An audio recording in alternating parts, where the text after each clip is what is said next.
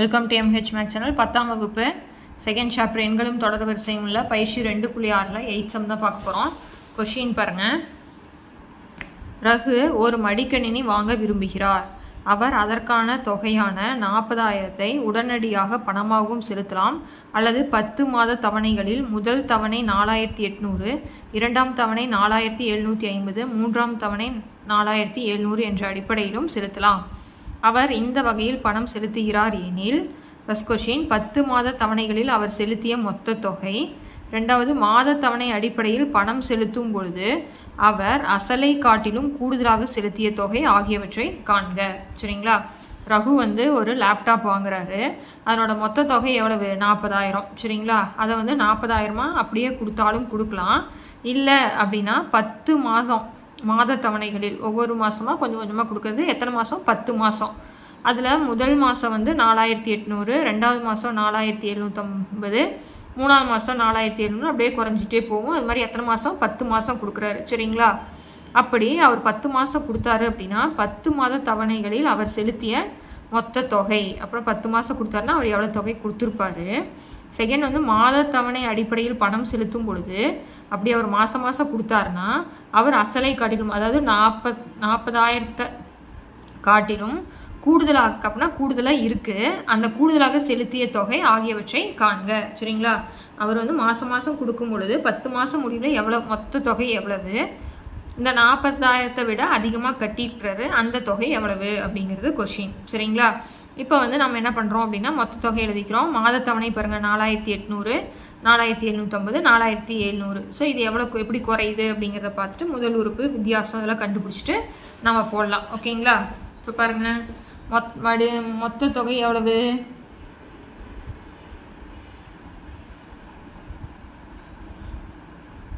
மொத்த தொகை 40,000. ஓகேங்களா? இதில் முதல் தவணை 4,800.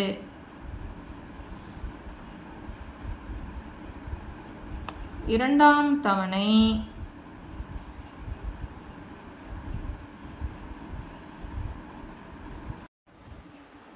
பாருங்க, இரண்டாவது தவணை 4,750. ஓகேங்களா? அடுத்தது மூன்றாவது தவணை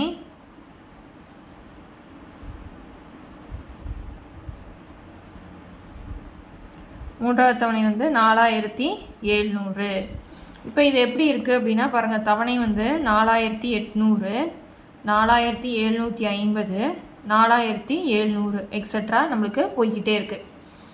இப்போ இதில் 10 மாதம் இது மாதிரி கட்டுறாரு. ஓகேங்களா? அப்படின்னா 10 மாதம் முடிவில் அவர் கட்டணக்கூடிய மொத்த தொகை அப்படின்னு தான் கேட்குறாங்க. இப்போ ஏன் நம்மளுக்கு தெரியும், இது 4,800. டி வேணும்னா T2 minus T1 equal to T2 என்னது 4,750 மைனஸ் 4,800. 4,800 4,750 போயிடுச்சுன்னா நம்மளுக்கு மைனஸ் 50. அப்படின்னா டி நம்மளுக்கு மைனஸ் 50. இப்போ ஃபர்ஸ்ட் கொஷின் 10 மாத தவணையில் செலுத்திய மொத்த தொகை அதானே கேட்குறாங்க. நம்மளுக்கு ஃபார்முலா தெரியும், என்னது? SN equal to N/2 into 2A plus N-1 into D. எத்தனை மாதம்? 10 மாதம். அப்படின்னா N நம்மளுக்கு என்னென்னு தெரியும்? 10. 2 இன்ட்டு ஏவோட மதிப்பு 4,800 ப்ளஸ் 10 இன்ட்டு 1, D மைனஸ் 50. ஓகேங்களா? இப்போ இதை வகுத்தோம்னா நம்மளுக்கு 5. இப்போ 2 0 அப்படியே போட்டுக்கிறேன், பெருக்கிறேன். 8 2 16, மீதி 1, 4 2 8 1 9. இப்போ இதில் ப்ளஸ் 10ல் 1 போயிடுச்சுன்னா 9 மைனஸ் 50. இந்த இடத்துல 5 போட்டுக்கிட்டேன். 9,600. இங்கே ப்ளஸ் இன்ட்டு மைனஸ் மைனஸ் 0, 9 5 45. இப்போ 9,600லேருந்து 450 கழிக்கிறேன். 0 இங்கே கடை வாங்கினா இங்கே 5. இப்போ இங்கே கடை வாங்கிட்டோம். அப்படின்னா இங்கே 10, 10ல் 5 போயிடுச்சுன்னா 5, 5ல் 4 போயிடுச்சுன்னா 1, அடுத்தது 9 அப்படியே போட்டுக்கிறேன். அப்படின்னா 5 இன்ட்டு 9,150. அந்த 0 போட்டுக்கிறேன், 5 பெருக்கிறேன். 5 5 25, மீதி 2, ஒரு 5 5 6 7 9 5 45. அப்படின்னா 10 மாதம் முடிவில் அவர் செலுத்திய தொகை எவ்வளவு? 45,750 ரூபா. ஆனால் அந்த லேப்டாப்போட விலை மொத்தமே நம்மளுக்கு 40,000 தான். சரிங்களா? அப்படின்னா அவர் வந்து அதிகமாக எவ்வளோ செலுத்தியிருக்கிறாரு அப்படின்னா 45,750லேருந்து 40,000 நம்ம என்ன பண்ணணும்? கழிக்கணும். ஓகேங்களா? அப்படின்னா அசலை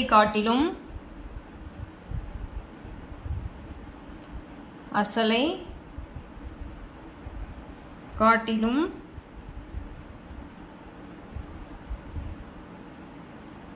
கூடுதலாக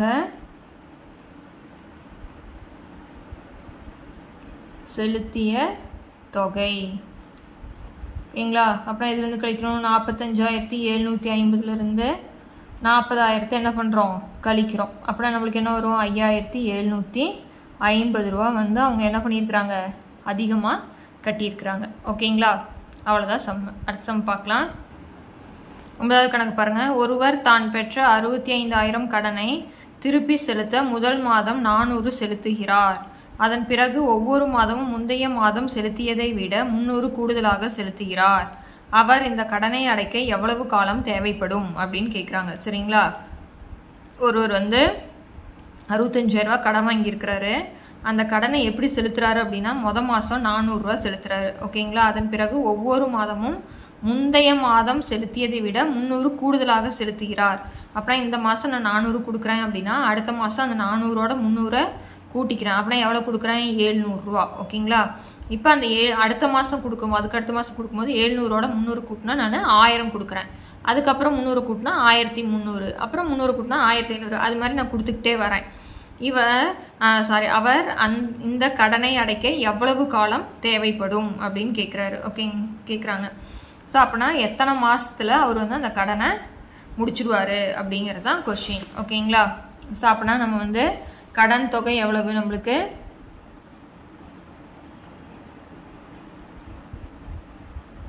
கடன் தொகை வந்து நம்மளுக்கு 65,000. சரிங்களா? இப்போ நம்ம வந்து ஃபஸ்ட்டு மாதம் 400 செலுத்துறாரு. 2வது மாதம் நம்ம 300 கூட்டுறோம், அதனால 700. அடுத்தது 300 கூட்டுறோம், அடுத்தது 1000 போயிடுச்சு. ஓகேங்களா? இப்போ ஏ வந்து நம்மளுக்கு என்னது? முதல் உறுப்பு 400. டி கண்டுபிடிக்கணும். அப்போனா 700லேருந்து 400 கழிக்கிறோம். அப்புறம் என்ன வரும்? நம்மளுக்கு 300. புரிஞ்சுதுங்களா? இப்போ வந்து இது மாதிரி செலுத்திக்கிட்டே போகும்போது நம்ம 65,000 ரூபா கட்டணும் இல்லையா? அப்படின்னா கூடுதல் தானே. அப்படின்னா n/2 2a + n - 1 × d. இந்த n தான் நம்ம கண்டுபிடிக்கணும். இப்போ கூடுதல் எவ்வளவு? மொத்தம் எவ்வளவு? 65,000 ரூபா கடன் வாங்கியிருக்கிறாரு. ஓகேங்களா? இந்த n/2 எத்தனை மாதங்கிறத கண்டுபிடிக்கணும். 2 × a வந்து என்னது? 400. n - 1 அப்படியே போட்டுக்கிறேன். இங்கே என்ன வரும்? 300. இப்போ இந்த ரெண்டை அப்படியே வச்சுட்டு கடைசியில் பார்க்கலாம். ஓகேங்களா? இங்கே பாருங்கள், இது ரெண்டையும் நான் பெருக்கிறேன். 4 2 8 2 0 போட்டுட்டேன். இப்போ இந்த 300 உள்ளே கொண்டு போனால் 300n - 300. ஓகேங்களா? அதுக்கு அடுத்தது என்ன பண்ணுறோம்? இப்போ 800 - 300 அப்படின்னா எவ்வளவு? 500 + 300n. ஓகேங்களா? இப்போ அடுத்தது என்ன பண்ணுறோம் அப்படின்னா அடுத்தது இந்த 2 அந்த சைடு கொண்டு போய் பெருக்கிறோம். பெருக்கும் பொழுது 0 0 0 I2 10 மீதி 1 6 2 1 6 2 12 1 13 போட்டாச்சு. ஓகேங்களா? அப்படின்னா n × 500 + 300n. இப்போ இந்த எண்ணை உள்ளார வச்சு பெருக்கிறேன். அப்புறம் என்ன வரும்? 500n + 300n². இங்கே 1,30,000 போட்டாச்சு. இப்போ நம்பர் எல்லாமே ஒரே சைடாக நம்ம என்ன பண்ணலாம்? கொண்டு போகலாம். இது அந்த சைடு கொண்டு போயிட்டு என்ன வந்துடும்?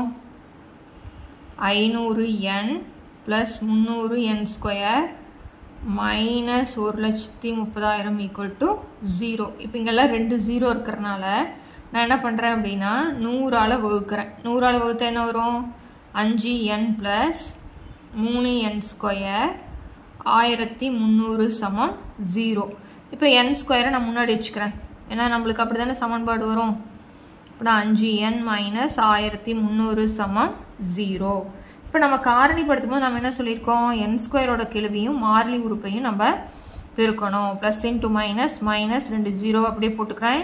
3 9 1 3 3. இங்கே என்ன போடணும், ப்ளஸ் 5. ஓகேங்களா. இப்போ இதை என்ன பண்ணோம் அப்படின்னா, 2 நம்பரை பெருக்குனா நம்மளுக்கு 3900 வரணும். அந்த நம்பரை கூட்டினாலோ கழிச்சாலோ 5 வரணும். அப்புறம் நம்மளுக்கு 60 5 பாருங்க. 6 5 30க்கு 0, மீதி 3, 6 6 36 3 39க்கு அந்த 0 போட்டாச்சு. ஓகேங்களா. இப்போ நம்ம கழிச்சிட்டு பெரிய நம்பர் குறி தான் இங்கே வந்திருக்கும். அப்போனா 65க்கு முன்னாடி ப்ளஸ் இருந்தால் தான் இங்கே ப்ளஸ் வரும். அப்போனா இங்கே ப்ளஸ்ஸு, இந்த இடத்துல மைனஸ். ஓகேங்களா. நல்லா ஞாபகம் வச்சுக்கணும். 2 நம்பரை பெருக்குனா மேலே இருக்கிறது வரணும், கூட்டினாலோ கழிச்சாலோ இங்கே இருக்கிறது வரணும். பாருங்கள், ப்ளஸ் இன்ட்டு மைனஸ் மைனஸ். 65ல் 60 பேசுனா ப்ளஸ் 5. இப்போ பாருங்கள், என் ஸ்கொயரோட கெழு வந்து என்ன இருக்குது, 3 இருக்குது. அப்போனா இதை வந்து 3ஆல் கண்டிப்பாக வகுக்கணும். இப்போ இதை 3ஆல் வகுத்தா என்ன வரும் நம்மளுக்கு, 20. இதை 3ஆல் வகுக்க முடியுமா, முடியாது. அதனால் எனக்கு கூட என்ன சேர்த்திக்கிறோம், 3n. இந்த இடத்துல n அப்படிங்கிறத வச்சுக்கிறோம். சரிங்களா. அப்புறம் என்ன எழுதலாம், n மைனஸ் 20. n minus 20. இங்கே 3n ப்ளஸ் 65 சமம் 0. 3n ப்ளஸ் 65 சமம் 0. காரணிப்படுத்தும் இதுலேயே இது எளிய வடிவம். சரிங்களா. இதில் தனியாக வெளியில் எடுத்து போடுறது மெத்தடு இருக்குது. இது கொஞ்சம் ஈஸியாக இருக்கும், அவ்வளோதாங்க. ஸோ அப்படின்னா இங்கே வந்து n மைனஸ் 20, இங்கே 3n ப்ளஸ் 65. இப்போ n மைனஸ் 20 சமம் 0, 3n ப்ளஸ் 65 சமம் 0. இங்கே n ஈக்குவல் டு மைனஸ் அன்சைட் போன ஆயிரும், ப்ளஸ்ஸாக மாறிடும். இங்கே 3n equal to minus 65, n equal to 65/3. இது வந்து நம்மளுக்கு வராது. ஏன் அப்படின்னா n வந்து நம்ம மைனஸில் இருக்கக்கூடாது, ப்ளஸில் தான் இருக்கணும். சரிங்களா. அப்போனா மொத்தம் எத்தனை மாதம் ஆகும், 20 மாதம் ஆகும். அப்போனா கடனை அடைக்க மொத்தம் எத்தனை மாதம் வேணும், 20 மாதம் தேவைப்படும். மொத்தமாக 65,000 அவர் கட்டுறதுக்கு மொத்தம் 20 மாதம் அவருக்கு தேவைப்படும். சரிங்களா. ஜஸ்ட்டு எப்பயும் போல் அந்த ஃபார்முலா வச்சு என்னோட மதிப்பை நம்ம என்ன பண்ணுறோம், கண்டுபிடிக்கிறோம். அவ்வளோதான். புரிஞ்சுதுங்களா. அடுத்தது 10வது கணக்கு பார்க்கலாம். 10வது கொஸ்டின் பாருங்கள். செங்கற்களினால் கட்டப்பட்ட ஒரு படிக்கட்டில் மொத்தம் 30 படிக்கட்டுகள் உள்ளன. சரிங்களா. செங்கல் வச்சு கட்டுறாங்க. மொத்தம் எத்தனை படிக்கட்டு, 30 படிக்கட்டு. கீழ் படிக்கட்டை அமைப்பதற்கு 100 செங்கற்கள் தேவைப்படுகிறது. அடுத்தடுத்த படிக்கட்டுகள் அமைப்பதற்கு முந்தைய படிக்கட்டை விட 2 செங்கற்கள் குறைவாக தேவைப்படுகிறது. உச்சியில் உள்ள படிக்கட்டை அமைப்பதற்கு எத்தனை செங்கற்கள் தேவை, படிக்கட்டுகள் முழுவதும் அமைப்பதற்கு எத்தனை செங்கற்கள் தேவை அப்படின்னு கேட்குறாங்க. சரிங்களா. செங்கலால் படி கட்டுறாங்க. மொத்தம் எத்தனை படி கட்டுறாங்கன்னா 30 படியை கட்டுறாங்க. ஓகேங்களா. அதில் ஸ்டார்டிங் 1வது படி கட்டுறதுக்கு நம்மளுக்கு 3 செங்கல் தேவைப்படுது. அடுத்தடுத்த படி கட்டும் பொழுது முந்தைய படிக்கட்டை விட 2 வந்து குறைச்சிக்கிட்டே வராங்க. அப்படின்னா ஃபஸ்ட்டு 100, அப்புறம் 98, அப்புறம் 96, அப்புறம் 94, 92 அப்படி. உச்சியில் உள்ள அதாவது 30வது படிக்கட்டு கட்டுறதுக்கு எத்தனை செங்கல் வேணும், அப்புறம் மொத்தமாகவே 30 படிக்கட்டும் கட்டுறதுக்கு எத்தனை செங்கல் வேணும் அப்படிங்கிறத கேட்குறாங்க. சரிங்களா. இப்போ பார்க்கலாம். மொத்தம் எத்தனை படிக்கட்டு, மொத்தம் எத்தனை, n வந்து எத்தனை நம்மளுக்கு 30. n வந்து நம்மளுக்கு 30 படிக்கட்டு. சரிங்களா. இப்போ கணக்குப்படி ஃபஸ்ட்டு படிக்கட்டுக்கு 100, அடுத்தது 98, 96 ப்ளஸ் எக்ஸட்ரா எத்தனை 30 உறுப்புகள் வரை. 30 படிக்கட்டு கட்டுறோம் இல்லைங்களா, அதனால் 30 உறுப்புகள் வரை அப்படிங்கிறத எழுதிக்கலாம். இப்போ ஏ எத்தனை 100, டி என்ன பண்ணணும் T2 மைனஸ் T1. T2 என்னது 98 மைனஸ் 100 ஈக்குவல் டு மைனஸ் 2. ஓகேங்களா. இதில் ஃபஸ்ட் கொஸ்டின் என்னது, உச்சியில் உள்ள படிக்கட்டை அமைப்பதற்கு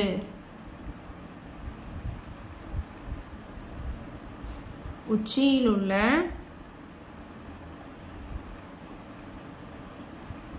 படிக்கட்டை அமைப்பதற்கு தேவைப்படும்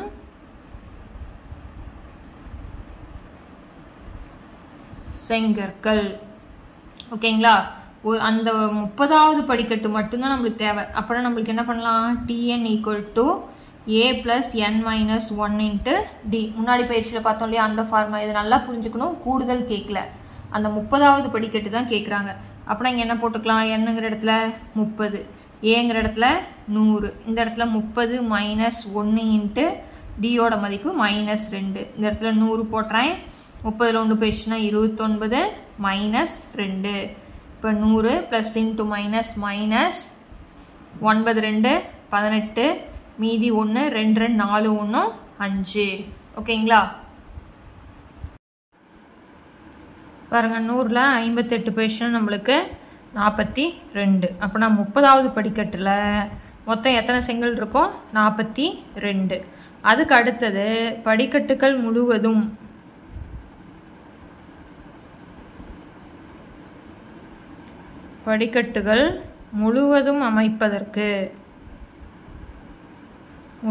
அமைப்பதற்கு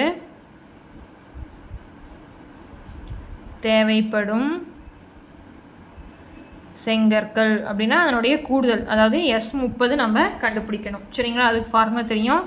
Sn = n/2 × 2a + n - 1 × d. மொத்தம் எத்தனை படிக்கட்டு? 30. அப்படின்னா என்னங்கிற இடத்துல நம்ம 30 போட்டுக்கலாம். ஓகேங்களா?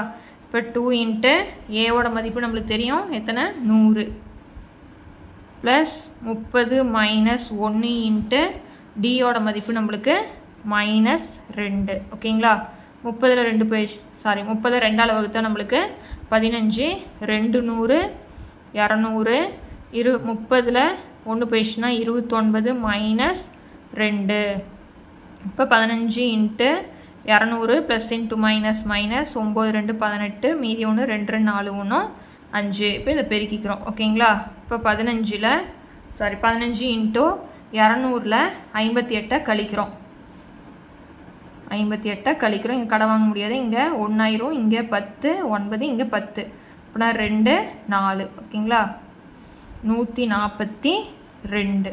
இப்போ 142ஐயும் 15ஐயும் பெருக்கிறோம். 142 × 15, I 2 10, மீதி 1 4 5 20 21, மீதி 2 1 5 5 2 7, 2 4 1 0 3 1, மீதி 1.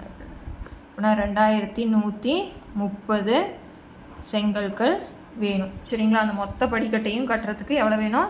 2130 செங்கல் வேணும். ஓகேங்களா? ஸோ இந்த சம்மோட இந்த வீடியோ முடிக்கிறேன். அடுத்தடுத்த சம்ஸ் பார்க்கணும். சேனலை சப்ஸ்கிரைப் பண்ணிக்கோங்க. தேங்க்யூ.